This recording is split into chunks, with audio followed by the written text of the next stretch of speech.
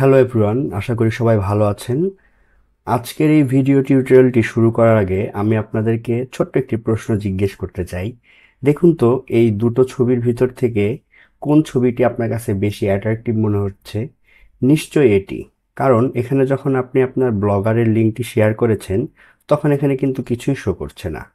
অন্যদিকে আপনি যখন একটি ইমেজ সেট করছেন এবং সেটি লিঙ্ক আকারে কিন্তু এখানে শো করতেছে। অর্থাৎ এ ধরনের যে জিনিসগুলো আমরা দেখতে পাই, লিঙ্ক শেয়ার করার পরে ছবি আসে, এগুলোকেই মূলত ওপেন গ্রাফ ইমেজ বলে। বেসিক্যালি ওপেন গ্রাফ হলো একটি প্রোটোকল বা পদ্ধতি যা ওয়েব পেজকে সোশ্যাল মিডিয়ার থ্রুতে আরও বেশি অপটিমাইজ করে, আরও বেশি ভিজুয়াল অবজেক্টে পরিণত করে। আরও সহজ ভাষায় যদি আপনাদেরকে বলতে চাই, আপনি যখন আপনার কোনো ওয়েবসাইটের কোনো লিঙ্ক ফেসবুক, টুইটার বা লিঙ্কডিনে শেয়ার করেন, তখন ওপেন গ্রাফ ওয়েবসাইটের মালিক বলে দেয় যে সেই লিঙ্কের প্রিভিউ হিসাবে কোন শিরোনাম, কোন বিবরণ এবং সবচেয়ে গুরুত্বপূর্ণ কোন ছবিটি দেখাতে হবে। এবার আসি, কেন এই ওপেন গ্রাফ ইমেজটা এতটা গুরুত্বপূর্ণ। ওপেন গ্রাফ ইমেজটা এজন্যই গুরুত্বপূর্ণ কারণ ওপেন গ্রাফ ইমেজ যদি আপনি ইউজ করেন, সেক্ষেত্রে আপনার সিটিআর অর্থাৎ ক্লিক থ্রু রেট যেটা আছে সেটি কিন্তু অবশ্যই বেড়ে যাবে।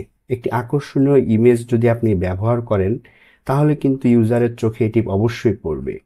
এটি দেখে আপনার ইউজার যে আছে সে কিন্তু ক্লিক করার প্রবণতা বেশি হবে।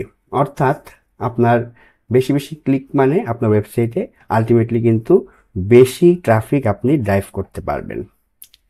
এছাড়াও ব্র্যান্ডিং তৈরি করতে অবশ্যই ওপেন গ্রাফ ইমেজের কিন্তু গুরুত্ব রয়েছে।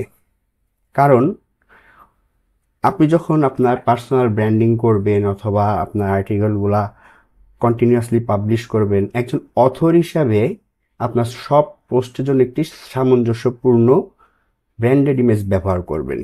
মানুষ সোশ্যাল মিডিয়াতেই আপনার ব্র্যান্ড চিনে নেবে। এটি আসলে একটি মনে করেন প্রফেশনাল একটা রূপ দিবে। তৃতীয়ত, সোশ্যাল মিডিয়ার এঙ্গেজ বাড়াবে।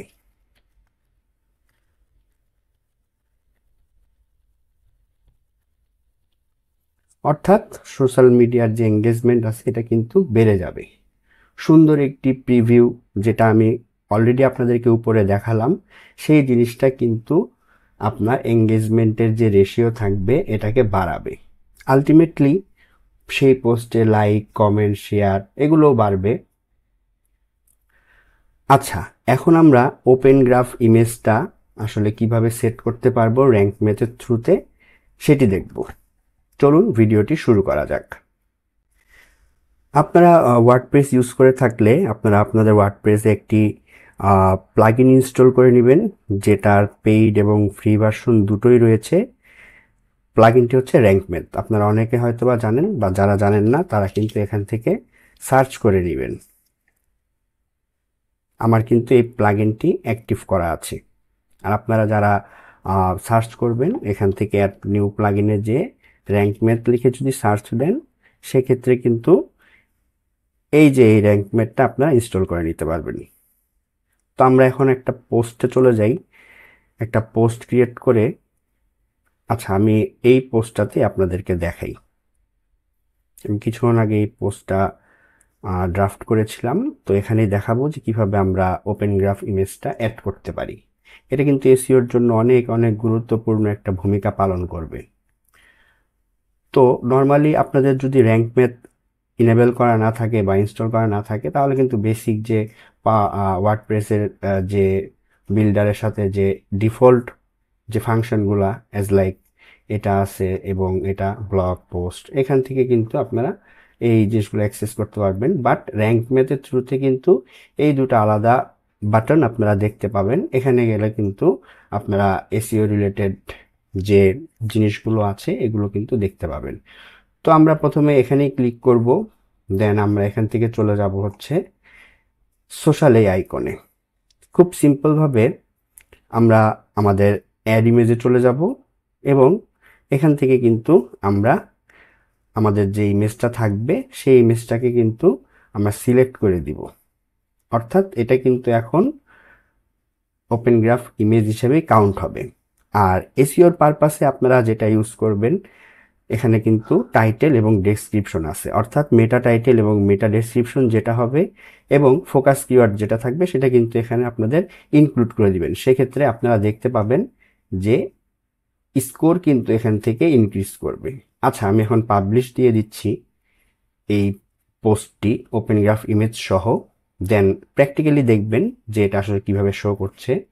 আমরা যদি লিঙ্কটা কপি করি এবং সিম্পলি একটা ফেসবুকে আমরা যদি পোস্ট দিই, সেক্ষেত্রে দেখতে পাবেন এই লিঙ্কের সাথে সাথে আমরা যে ইমেজটা সেট করেছিলাম সেটা কিন্তু এখানে ভিজিবল হবে। এই যে এটা কিন্তু এখানে ভিজিবল হচ্ছে। আর যদি আপনি ওপেন গ্রাফ ইমেজটা ইউজ না করেন, সেক্ষেত্রে কিন্তু আমি ভিডিওর প্রথমেই দেখিয়েছিলাম যে এখানে কিন্তু এরকম অথবা জাস্ট ব্ল্যাক অথবা শুধু ওয়েবসাইটের যে লোগো এরকম কিন্তু শো করবে, যেটা মোটেও প্রফেশনাল না। তো আপনারা সবাই ওপেন গ্রাফ ইমেজটা ইউজ করার চেষ্টা করবেন, এতে করে আপনাদের আর্টিকেলের স্কোর, এসইও স্কোর যেটা বাড়বে এবং এটা একটা বেস্ট প্র্যাকটিস। ধন্যবাদ সবাইকে। আজকের ভিডিওটি এই পর্যন্তই। ভিডিওটি যদি আপনাদের কাছে ইনফরমেটিভ মনে হয় অবশ্যই লাইক, কমেন্ট এবং শেয়ার করবেন। ধন্যবাদ সবাইকে।